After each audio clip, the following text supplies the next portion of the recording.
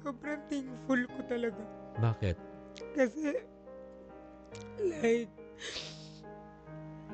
feeling ko kung hindi din nila ako kinuha, parang feeling ko ano ako ngayon, parang ganyan. Kaya feeling ko sobrang laking tulong nung yung Or orphanage na kumuha sa akin.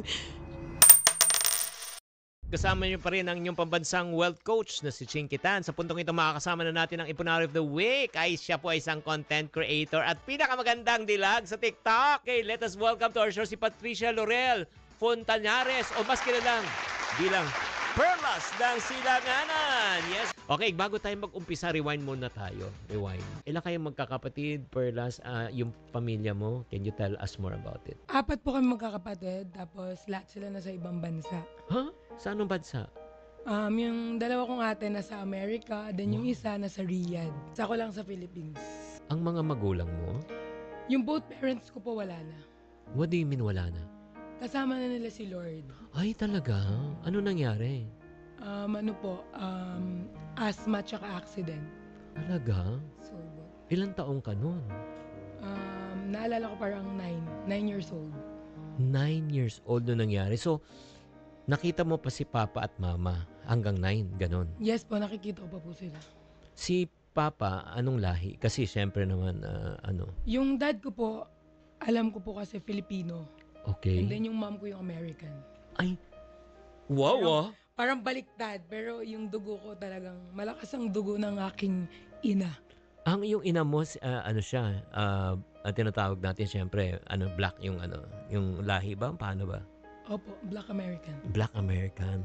Wow. Yeah. So you're very good at English. Not so really. Sakto lang po. Pag kinakausap nila akong English, I can answer naman. Ikaw ba bunso? Opo, bunso po ako. Pero, ano po kasi sila, na prison. So, nasa prison sila. Nakakulong? Yes. Saan? Tas parang dun na rin sila. Saan nga? San Fernando. Ano, in US? No, San Fernando Provincial Jail. San Fernando Provincial Jail. Pampanga. Yes, Pampanga po. Kakalungkot naman. Ano naman yung kaso? Ano po, drugs. Grabe. So, ang hirap ng trauma nun, no? So, ilang taon ka nun nung nakakulong na yung silang dalawa nakakulong? Opo, dalawa po. Ano po bata pa po ako noon, tapos parang yung meron pong kumupkop, tapos parang dinala po ako sa orphanage. Bali yung orphanage po, doon po ako lumaki. So, okay. Kinuha ka. Ilang taon ka nung kinuha sa magulang mo? Parang 3 years old. 3 years old. So, wala ka pang masyadong alam nun? Wala pa po talaga. Oo. Actually, mas naano ko po, parang yung nasa orphanage ako, parang mas naano kong mga magulang ko yung mga nandun. Okay. Tsaka po yung nag-adapt sa akin ngayon. Okay. Yeah. So, kinuha ka, tapos, ba't ka iniwan sa orphanage nung kukunin ka? Parang gulo. Hindi po. Parang kinuha po ako, inalagaan po ako. Tapos parang, kasi dalawa po kami ng sister ko eh. Okay. Yung tunay kong sister, black din. Mm-mm. So parang, syempre po parang may family na rin, parang may mga Anak. need na, opo. Oo. Need po talagang which is ayaw naman nila pero kailangan. Oo. Yes. So, ilang taong ka nung pinadala ka sa orphanage? Mga 5 years old po. Naku, ang hirap nun. 2 years ka rin nagbanding sa kanila. Opo. Nung una talaga mahirap. I'm sure umiiyak ka nung iniwan ka doon. Hindi, tell me, yung parang, yung naramdaman mo yung trauma. Opo. Kasi parang, feeling ko Go ahead. Okay. Hindi dapat umiyak ang person kasi maganda. Ay, parang po kasi feeling parang pasa-pasa. Pero po, malaki rin po yung pasasalamat ko kasi parang hindi naging pariwala yung buhay ko. Ganun. Parang hindi ako yung, parang pariwala. Yan. Ang gets kayo. Ang hirap talaga. Opo. So, from 5 years old until what age ka? 18. Grabe. Ilang taon yun? Mga almost Anong math? 13 po ba? 13 years. Ano po, kasi po Oo, tama. parang 13 years. Dun po, kaya po, kahit nasa Pampanga na po ako, binabalik-balikan ko yung Subic. Bakit? Doon na po ako parang lumaki. Sa ampunan sa Misubik. Opo, sa Zambales po. Bali, ano po, parang gusto kong magbalik ng... Oo. Yung parang ano 'di ba? Marunong kang dapat lumingon sa pinanggalingan. Sige nga, kwento mo naman. Syempre hindi naman lahat ng tao naka-experience ng bahay ampunan. Pwede mo ikwento sa amin. Yung tinirahan ko pong orphanage, hindi siya yung sobrang higpit. Okay. Naranasan namin yung yung Go. inis. Ay. Parang so,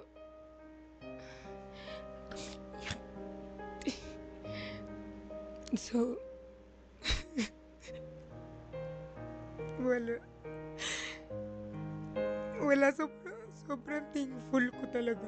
Bakit? Kasi, like,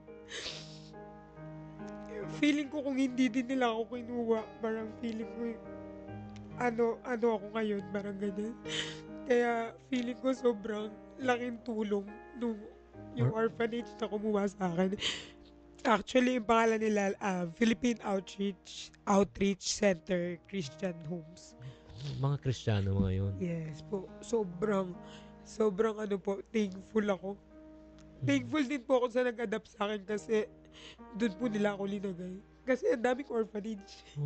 Di ba po? Parang, kaya thankful ako kasi ang dami ko natutunan. Parang, lumaki po ako ng, yun, ganun. Yung mga luha mo yan, I believe it's more of tears of joy ba yan? Yes, parang, ano lang po kasi parang, akala ko dati parang, hanggang dito na lang ba ako? Wala na ba akong kayang gawin? Parang ganun. Sobrang saya ko lang kasi like yung kumikita na pero parang nag-contact agad ako na parang gusto ko mag-give back. Sige, tuloy mo. Ano na nangyari? Yung 18 po yun, pinagdibo naman po ako nung naganap sa akin. Pinagdibo po nila. Saan? Sa orphanage? Orphanage. Okay. Tapos po, yung kinuha po nila ako, ganyan. Kasi pwede, kapag po kasi 18 ka na, pwede ka na i-discharge. First time kong lumabas sa outside world. Talaga? Kasi pa parang dun parang Compound comfort na. zone. Oo. Parang comfort zone. Parang first time ko makahalubilo ng mga ibang, yung bigla na lang may nagmumura. Kasi po pag sa parang wala. Oo. Tapos yun po, hanggang naging ako, hanggang sa social media na. Saan ka tumira nung 18 years old? Doon po nag-adapt po sa akin, yung mga aunties ko po, tsaka yung, Saan sila nakatira? ngayon po nasa Pampanga po sila. Nasa Malaysia, umuwi-uwi, gano'n. Ganun. So, 18 up to the present ba nakatira ka? Hanggang ngayon nakatira ka pa rin sa kanila? Ay, hindi po. Na po ako. Hiwalay na. Ano po sila, pumupunta-punta akong gano'n. Pero yung nasa orphanage po ako, nagsisend naman sila ng, parang nagsisend ng money, like budget. Galing Pwede po kasi yun, parang mag-send ng, So, hindi sila nakalimot din, di ba? hindi naman po sila nakalimot. So, pwede mo sabihin na aside from orphanage, malaki ang utang na loob mo sa mo adoptive parents mo. Yes. So, Ano mga pangalan nila? Auntie Rosa, At saka? si Auntie Rosa, si Pastora Gladys, si Auntie Deo, buong pamilya po nila, Auntie Cynthia, lahat. Paano mo naman naisipan naman na pumasok sa content creation at anong edad ka nang pumasok ka? Mga mga 20. Parang kasi po ako, parang maligalig. Parang masayahin na tao. Una po parang lang po, yung parang sinasabayan ko lang po yung mga tugtog. Hanggang medyo minsan nakikilala, minsan hindi. Pero yung pinaka nag-content creator po ako, yung talagang pumatok sa tao, yung talaga. Hindi, pero nung 2020 ka nag-umpisa. Opo, 2020. Nagbe-business kasi ako. Oo, pero during that time, may mga views na ba? Siyempre, gaano kalaki? Yung Siguro views? po pinakamalaki kong views dati, 10K na eh. 10K, oo. 10K. Hindi pa gaano kalaki yan. Hindi pa po ganun. Followers mo ilan lang noon? 30,000. O, 30,000. Ilang taon mo binuno yun? Parang Mga 6 months. 6 months. So, pwede na yun sa 6 Opo. months. 30,000. Oo. So, during that time, that's 2020, pandemic ba nun? Opo, pandemic. Pandemic pa pala. Pandemic ka nun. So, yun nga. Kailan mo na-experience na nag-viral yung yung content mo? Yung yung first viral ko po, yung maraming RTS yung mga tao, tapos inaway-away ko ang mga people. Kasi nag-order sila, tapos iniwan lang, hindi naman ako pinagkukuha, pinag-aaway ko sila. Tapos hanggang parang merong na binili niya yung ibang RTS, parang bumili siya sa RTS ko. Oo, ganun. Sabi niya, kunin na lang namin yung iba. Oo. So, yun yung nagnegosyo ka. Nung nagnegosyo ka, magkano pinuhunan mo? Cosmetics, 100K po. 100K, nagbenta ka ng cosmetics. Sa palagi mo, ba't di bumenta? Feeling ko bumenta po kasi ang ko po nun, scooping. Parang salok-salok. Salok, oo. Opo. Parang nagbenta ako para magpalugi. Kasi marami po akong sinasalak eh. Oo. Parang dati po kasi ang business ko, ang mindset ko, kailangan matuwa yung customer ko. Oo. Hindi yung kita ko, yung customer ko. Parang ganun yung mindset ko. Pero nga, hindi yan ang negosyo eh. Opo. Kaso hindi pala yun ang negosyo. Kaya very thankful talaga kay Kanino? kay Sir Chinky. Ay, ang dami talaga realization talaga. Well, anyway. Sana na-meet ko si Sir Chinky bago ako nag-start. Ay, hindi bale. So, in other words, magkano nalugi? Magkano nalugi sa'yo? Siguro mga nasa 50. 50,000. 50,000. Oo. Okay, pero yung 50,000, syempre nawala na. Tapos nag-viral ang video mo. Anong viral video mo? Yung nag-RTS. Yes po. So, after that, kailan ka talaga sinabi mo na talagang kumikita ka na talaga sa TikTok? At ang balita ko, ang kitaan mo sa TikTok, hindi lang talaga maliitan. Medyo may angas na, may asim na. Nung nag-viral na yung content mo, Opo. paano nagbago ang buhay mo, kapatid? Parang ang dami na po nag-i-email. Oo. Ang dami nagme-message. Ganun po. Tapos, basta po parang nagva-viral lahat ng TikTok ko. Nagulat na lang po ako, bigla ako nag-viral. Oo. So, mabalik na tayo sa TikTok. Okay, sa Yes. TikTok. Lately, kasi napapanood kita na nagla-live ka at may mga kasama-kasama ka. So, anong ginagawa mo sa live? Paano ka kumikita ngayon sa TikTok? Sinasayawan ko lang po sila. Oo. Sasayawan ko, tapos parang magbebenta-benta po ako doon. Mga affiliate. Ano yung binibenta mo mga products? Yung Ito mga sinasayaw mo, di ba? Ito yung sumasayaw-sayaw. Ay, linabas. Ala, danceries po, di ba po? Para kang bulate. Okay, so ngayon, sa entertain mo, kumikita ka ba? Yes, by gifting. Gifting. Yung pa lang po yung gifting. At Oh. saka yung sa affiliate. Oo. Ang gifting po, mga kapatid, mga nakikinig, kasi may nagbibigay na mga yung mga regalo. Yes. Oo, mga pinakamaliit na regalo, magkano, at yung pinakamalaki, magkano. Na nakuha ko po. Yung pinakamaliit po, 200. 200, ay, pinakamaliit? Oo. Pinakamaliit. Ano yung pinakamalaki? Oo. Hindi yung... Pinakamalaki. hindi, yung lang. Kunyari, yung pinakamalaking nabigay sa'yo. Binigay lang na Oo. 30K. Ha? Yung 30,000 sa'yo na yun. Si TikTok, meron, or hati kayo Mas ni TikTok? malaki po ang kaltas ni TikTok. So, yung 30,000 net na yun. Opo. Hindi po. Bawas pa yun. May babawasan pa. So, magkano na natitira? Minsan nasa 20 na lang.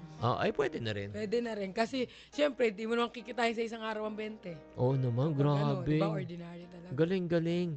So, ano yung pakiramdam nung nakatanggap ka ng ganun? Sobrang saya po.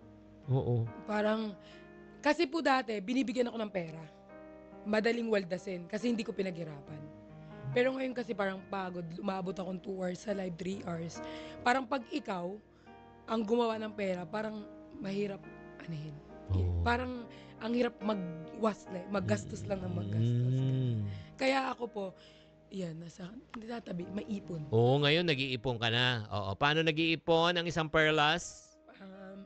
Naglusot-lusot lang sa pag wala ng pera, bubuksan ulit ang alkansya. Hoy, balita ko, bumili ka daw ng ipon box. Yes, bumili po ako talaga ng ipon box. Oo. Legit. Oo. Nagano ako dyan ng 20 bills. May ano. Naglagay-lagay ka? Naglagay-lagay Yes, ka? ito po. Oh. Ano, saan mo? Nagayan po ako. Tapos, sinusulat-sulatan ko ng ganyan, yung bilog-bilog pong ganyan hanggang ganyan. Pero po, alam niyo kung magkano pong naipon ko? Magkano? Hindi ko na buong 60K. Ano? 5K po. Biglang dumating po yung electric bill. Ay, wala po talaga ako mapagkunan. Lalo po hindi pa ako masyado nagtitiktok dahil. Bigyan ko po ito, ano pa. Kaya, ayan po, 5K. Pero feeling ko makakaipon ako ngayon. O hindi back to back yan na pwede mong gamitin na sa kabila. Oo nga, back to back siya. 2 times mong gamitin. Tsaka, ang libro, nakakatulong talaga, guys. Ay, ano nabasa mo? Yung pulubi? Yung pulube. Saan ka tinamaan? Doon sa yung magastos. Magastos Kasi ng pulubi later. Magastos kasi ako Talaga? dati. Di pa kasi po binibigyan. Bili-bili lang. Tsaka po dati, Oh. nagsusugal ako. Oh no. Perya po, perya. Mahilig magperya. Pula-puti at saka yung hinuhulog. Yung mga numberings. Pero ngayon parang nag-stop na ako kasi ako na gumagawa ng pera. O dapat lang. Alam Tsaka mo, di po nakakatulong. oo. Yun din ang isang kung kahit anong laki ng pera nakita mo, Opo. pag nagsugal ka. Iba po usapan. Papanalunin ka, parang papatikimin ka lang isang beses tapos uubusin ka rin. Hindi yun. Kasi wala ka talagang panalo. Alam mo Wala bakit? Bakit? Pag nananalo ka, hindi ka titigil. Gusto mo pang manalo. Totoo Pero pag po natalo ka, gusto mo bumawi. bumawi. Totoo. Yun. Kaya, buti na lang, tinigil mo na. Tinigil ko. So, ngayon, pag nag-iipon ka, itong isang tip ko sa'yo, bago ka mag-ipon, kailangan meron kang goal. Kaya tignan mo yung ipon box. Yes. May nakasulat to, saving for. Para saan ka nag-iipon? Huwag kang mag-iipon na wala kang goal. Kasi ayun nga, ang nangyari, nag-ipon ka, tapos wala kang goal, ay may pambayad ka rin, binuksan mo na. Pero pag yan, nilagay mo, like for example, ano pangarap ng isang perlas? Kotse. Kanina bahay, ngayon kotse. Hindi, parang car kasi dahil lagi na ako nasa Manila, parang humihinga na lang ako sa Pampanga, tapos Manila ako, parang lahat ng appointments ko. Okay. Tapos parang nakakapagod mag-bus, ganun. Tama. Tapos mag-angkas or grab o ganun. Totoo, mataas pa. Unlike po pag may kotse po, parang direct ka na lang sa Manila. Ganun. Yeah. Okay, kung kotse ang gusto mo, ayan, pag-usapan natin kotse. Alam mo ang pinakamagandang kotse na babagay sa'yo? Ano po? Hindi to joke. Ayan, naghihintay ka ng punchline. Ay, sorry. Hindi, the best car that you can drive is a car that you can buy in cash. Cash. Huwag kang mangungutang. Bawal down payment. No. Alam mo bakit? Bakit? O to, nag-down payment ka. Oo. Siyempre, pag nag-down payment ka, may interest yan. Yes po. Tama? Yes. Ang 1 million na sasakyan, pag may nag-interest ka 5 years, magiging 1.3. Siyempre, interest eh. Oh. Yung sasakyan mo, every year, nababawasan ng 10% yan. Di ba? So, in 5 years, yung 1 million mo, magiging 500,000 na lang. Now, tanungin kita, Perlas. Bebentahan kitang sasakyan ngayon. Ang tunay na halaga 1 milyon. Yes po. Pero ibebenta ko sa'yo 1.3. Bibilin mo, hindi. Cash? Kunyari, ang tunay na halaga 1 million. Kahit hindi cash. 1 million ang halaga. Opo. Pero bebenta ko sa'yo 1.3. Bibilin mo, hindi. Hindi. Okay, pag inutang mo, yan ang ginawa mo. Ay, galing talaga ni Sir Chinky. Oo, wala akong sakit, kaya magaling. Kaya nga, grabe talaga. Oo nga. So, ang pinakamaganda niyan, pag-ipunan mo ang sasakyan. Kasi maghuhulog ka rin eh. Maghulog ka na sa ipon box. Tapos sulat mo, for my dream car. Oo. Tapos, kunyari, let's say, kailangan mo ng sasakyan. Naka 300K ka na. Sample, 300K. Opo. So ngayon, kung kailangan mo sasakyan at 300K, ang pinakamagandang sasakyan na pwede mong i-drive is a second-hand car. Bili ka muna second-hand. Opo. Pero yung bibili mo second-hand, dapat matino. Yung sa kakilala, wag lang sa mga kahit saan. Yung alam mong may extra car na hindi masyadong ginagamit pero gusto na mag-upgrade pero matino pa, bilhin mo. Alam mo advantage nun? Number 1, wala kang hinuhulog. Diba? Wala kang iniisip every month. Exactly. Kasi ito naman, alam naman natin yung kitaan sa TikTok, hindi naman siya regular. O what if kung naipit ka, third year, fourth year, nahirapan ka na magbayad, anong mangyayari yun? Sa sakyan mo, mariremata yun. Tapos nawala na yung down payment mo, nawala pa yung 3 years payment mo. Di ba titignan mo dapat yung Yes po, future? yung future. Oo. Always think like this, Perlas, at sa mga tao nakikinig at nanonood. Expect the best but always prepare for the worst. Expect kaya mo. Pero paano kung hindi? Pero with the second hand car, that's number 1, wala kang problema. Tama. Ito pang maganda. Kung mabangga, hindi masakit. Kasi sanay na eh. Hindi ko niya mas gas-gas. Hindi masakit kasi ang kagandahan kasi second hand car also, pang practice mo ba? Practice lang. Tapos mag-ipon ka. Opo. At least wala na akong iniisip every month. Yes, pagkatapos pag nakaipon ka na ng enough na money, na kunyari 800,000 na yung pera mo or let's say 900. Tapos benta mo yung second hand car, idagdag mo para makabili ka ng brand new car. Bongga, di ba? Bongga talaga. Ang galing talaga. Sobra. Oo nga, di ko naisip yung pwedeng ibenta ang second hand. Oo, yan ang ginagawa ko.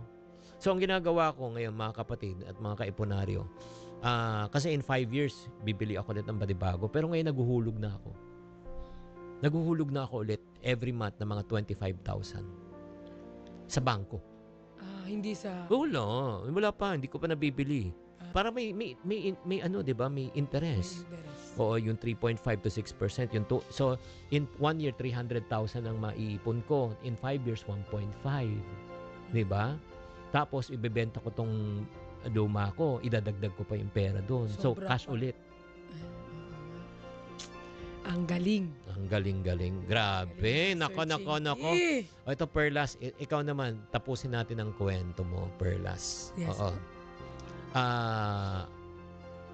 Ikaw, anong maipapayo mo sa mga taong katulad mo na may pinagdaanan din na feeling mo na pag-iwanan ka, parang feeling mo na abandon ka eh. Diba? May mga ganun eh. Yes po. Hindi lang kasi hindi lang isang ampunan or let's say, naghiwalay ang magulang, iniwan. Tapos bumuo ng sariling pamilya. Yung feeling kasi ng, di ba? Opo. So, anong mapapayo mo sa kanila? Ang mapapayo ko sa inyo, unang-una, dapat talaga, parang strong ka. Parang dapat magkaroon ka, yung pinagdadaanan mo, dapat hindi yan yung aapak sa'yo. Kumbaga, yung pinagdadaanan mo, maging stepping stone mo para like for example, may mga goal ka sa buhay or ganyan. May mga gusto ka makamit. Dapat wag kayong magpapapekto sa sasabihin ng ibang tao. Kung ano yung gusto ng puso mo at isip mo, go for it. Kasi yung sasabihin ng ibang tao, wala naman yan, di man makakabayad ng kuryente mo yan. Ako nagsasabi sa inyo, kaya dapat patuloy lang sa buhay. Kasi ako ang dami kong experience sa buhay, pero hindi naging hadlang yun para hindi ako mapunta sa posisyon na to. Kaya naging stepping stone ko lahat yun, kaya nandirito ako ngayon. Nagpatuloy ako. Grabe naman. Ako, nakaka-proud talaga si Perlas. Oo, ibang klase talaga, ibang klase. Ay, nako, Perlas. Malayo pa mararating mo, lalo na kung may pamasahe ka. Malayo pa. Ano pala yung social media mo? I-promote mo naman para feeling live tayo sa TikTok. Go. Okay guys, may social media guys. Meron Perlas official account sa TikTok guys. Pwede nyong i-follow with 1.3 million followers. Yan, wow. Thank you sa mga Perlastic na people around the world. Ayan, pwede nyong i-follow yan guys kung gusto nyong maaliw, kung gusto nyong guys, kung gusto nyong mapuyat gabi-gabi ang Team Bardagulan. Lagi po kami nagpapapuyat. Actually po, marami po kaming natulungan sa mga stress na people. O sige, sino yung mga Team Bardagulan? Shout ang out. Team Bardagulan, shoutout po, Bricks, Christian, Queen Dura, Fukirat, syempre my best friend Jenny, and then Cholo, and then Aling Mirna, and other people. Actually, marami pang iba. Wow, so, very shout out sa mga Team Bardagulan. Yeah, speaking about Jenny, Jenny, 你好啊。我邀请你来这个电台。ayun. Ano mo ibig sabihin yun? Alam ko lang po ang sabihin, latyaw. Kasi yun yung binebenta niya, latyaw lang po yung ano. Oo, hindi. Ang sinasabi ko, I'm inviting her. Kung time na niya, if ready na siya, I want to invite her to our show. Yan. Para ikwento naman niya yung kanyang kwento ng buhay. Alam, nakakatuwa talaga si Jenny pag sobra siyang funny. Sobrang funny. Sobrang effort magbebenta. Nakakabuang talaga yun. Nakakabuang din yun. Kaya alam mo, ano kayo, Ebony and Ivory.